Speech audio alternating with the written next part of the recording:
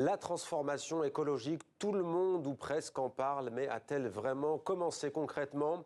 Pas sûr quand on sait que l'an dernier, le monde n'a jamais autant consommé d'énergie fossile. Alors quelles sont les pistes pour réussir cette transition verte? Comment verdir aussi nos économies à travers le monde sans faire monter les colères populaires? Bonsoir Xavier Desjardins, soyez le bienvenu sur TV5 Monde. Vous êtes géographe, spécialiste de l'aménagement du territoire et de ses enjeux écologiques, co-auteur avec David Jaïs du livre La Révolution obligée, c'est aux éditions Alary. Une première question d'abord, ce triste record, on l'évoquait en première partie dans ce journal, la planète a connu sur une période de 12 mois, un an donc, un réchauffement de plus d'1,5 degré par rapport au climat de ce qu'on appelle l'ère pré-industrielle. Qu'est-ce que vous inspire cette annonce de l'Observatoire européen Copernicus ?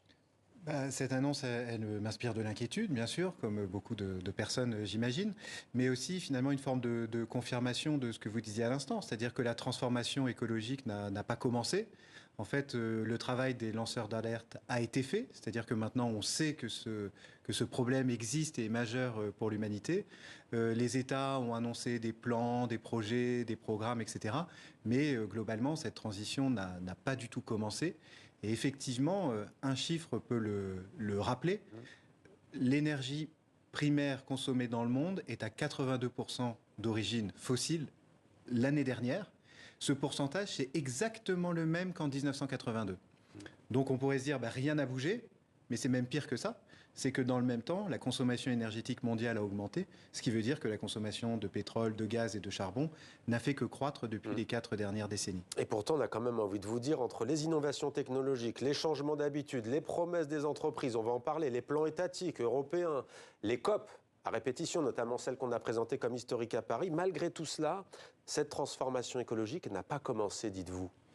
Non, pas du tout, parce qu'en fait, elle cale au démarrage, comme une voiture, on pourrait dire, parce que presque à chaque fois, et la dernière crise des agriculteurs nous l'a rappelé, la transition écologique, dès que ça commence finalement à rentrer dans notre vie quotidienne, dans les entreprises, etc., et les agriculteurs sont des gestionnaires d'entreprises, c'est à ce moment-là qu'on se rend compte des difficultés.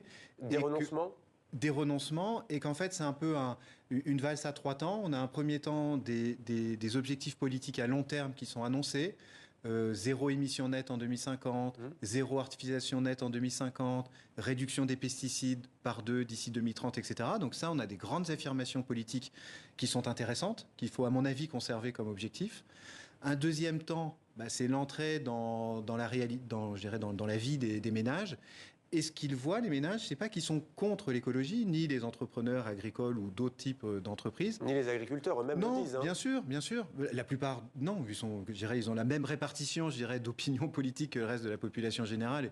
Et parmi eux, la plupart, évidemment, s'inquiètent du changement climatique. Mais finalement, c'est que ça passe pas l'équation du budget des ménages. Quand on augmente le coût du carburant, ça fait les gilets jaunes. Ça passe pas, l'équilibre d'une exploitation agricole. Alors certaines, évidemment, pourraient le supporter, mais pour les plus fragiles ou les plus petites, ça craque. Ça ne passe pas. Et donc, le temps 3 de cette valse, c'est les gouvernements qui composent avec 3 solutions, des abandons de certaines mesures. On l'a eu, par exemple, sur la taxation du gazole non routier pour les agriculteurs, ou pour la taxe carbone il y a quelques années.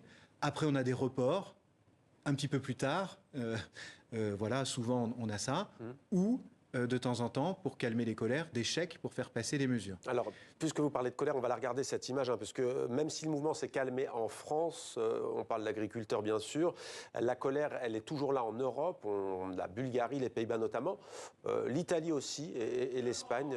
Voici ces images, là pour le coup, on est visiblement côté français, où il y a toujours aussi une mobilisation.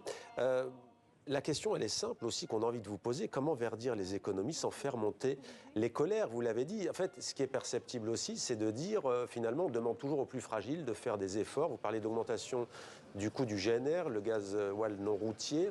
Mais en même temps, les plus riches sont ceux aussi qui prennent le plus l'avion, sont ceux qui consomment aussi le plus. Oui, tout à fait, vous avez raison. Ça tout le monde, c'est les plus riches consomment plus que les pauvres dans une société. Et les sociétés les plus riches, comme la société française, évidemment, émet beaucoup plus de gaz à effet de serre que des sociétés pauvres comme la société burkinabé, par exemple. Alors, En fait, nous, ce qu'on propose, c'est dans ce livre, qui est à la fois un livre de constat, mais aussi de propositions, nous, ce qu'on propose dans ce livre, c'est de changer de méthode. La méthode européenne en matière de transition écologique, elle repose sur deux piliers. C'est des outils de marché avec les taxes carbone, les marchés d'échange de quotas, etc. Et le deuxième pilier pour mettre en œuvre la transition énergétique en Europe, c'est des normes.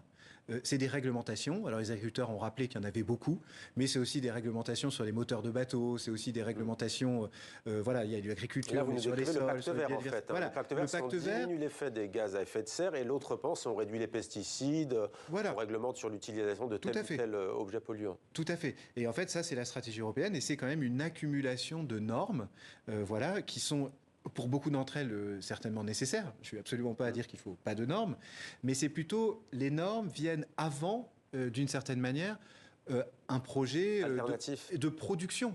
C'est-à-dire, et de dire, mettons-nous d'abord en situation de produire des voitures électriques, engageons la transition vers l'agroécologie, etc. Et ensuite, mettons les normes. Nous, en Europe, on met d'abord les normes avant de penser mutation du système productif au sens large.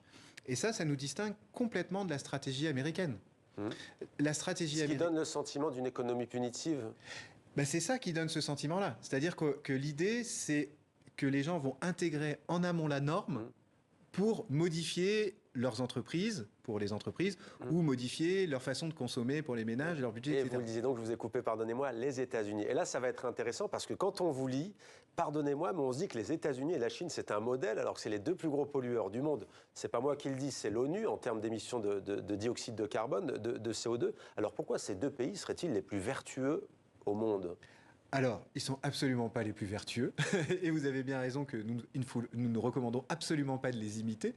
Mais par contre, nous demandons de les regarder attentivement. Parce que, en commençant peut-être par les États-Unis. Les États-Unis sont beaucoup moins ambitieux que l'Europe en termes d'écologie. Ils ont des objectifs moins forts en termes de gaz à émissions de gaz à effet de serre, de protection de l'eau, etc., etc. Mais par contre, ce qui est très intéressant, c'est qu'ils ont engagé d'abord la mutation industrielle et productive avant d'envisager les normes. En gros, c'est ce qu'a fait Biden à partir de 2020. Comment, concrètement ? Concrètement, en 2020, Biden réintègre les accords de Paris. Et il dit, il me faut une stratégie climat, mais il a cette phrase qui est très intéressante, il dit, la stratégie climat, quand je pense climat, je pense d'abord emploi. Et donc, il s'est dit, je vais faire en fait un soutien massif à l'industrie américaine pour pouvoir électrifier ces processus, aider les énergies renouvelables, aider à la production de voitures électriques.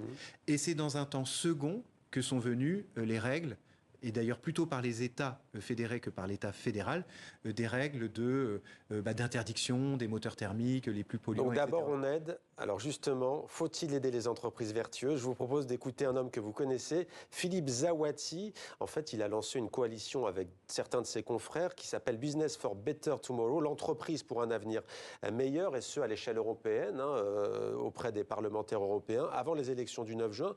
On l'écoute donc, faut-il vraiment aider les entreprises vertueuses ? Tout cet écosystème-là, aujourd'hui, il a besoin d'être, reconnu. Ensuite, il a besoin d'être aidé et incité. Aider et inciter, ça passe par quoi ? Ça passe par tout un tas de décisions publiques. Les marchés publics, par exemple, favoriser ces entreprises-là dans les marchés publics. C'est évidemment la fiscalité. C'est aussi toutes les aides que l'on donne.